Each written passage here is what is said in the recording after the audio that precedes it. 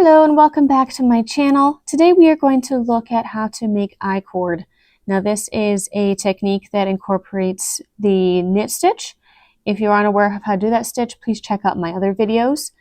And you are going to, for materials, you're going to want either circular needles or double pointed needles, as well as obviously yarn.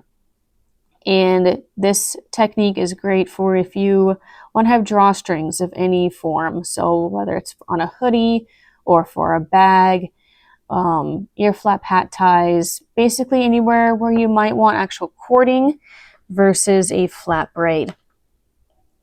And to get started, I have cast on 4 stitches. Some patterns may ask for a different number, but today this is the number I'm going to use. The concept is the same regardless. I'm going to have, since I'm a lefty, my working yarn at the end of a row is going to, or cast on, is going to be on the right side, but I'm going to slide it down to be on the left side of my needle. And I'm going to start off with a knit stitch. And I'm actually going to pull that yarn across the back of those 4 stitches and work with it as normal.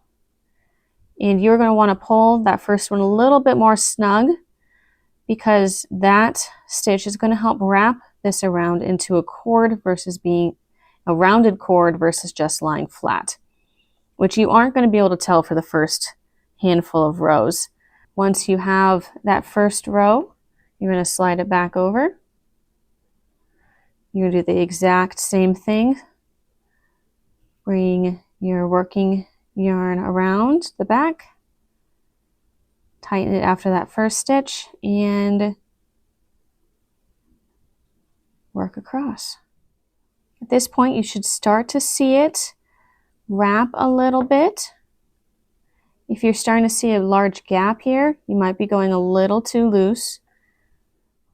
By this point, you should be able to see a nice even cord all the way around. Pretty even tension. And to finish off, you are going to, I typically like to cut this with a little bit of tail and run that yarn through all of these loops and then tighten and fasten from there. This side I would cut it a little bit shorter and then run the yarn inside to kind of hide it. But that is the gist of how to make I-cord. I hope that was a helpful video. Please let me know in the comments if you have any questions or would like to see any other knitted techniques. As always, thank you so much for watching and have a fantastic day. Bye!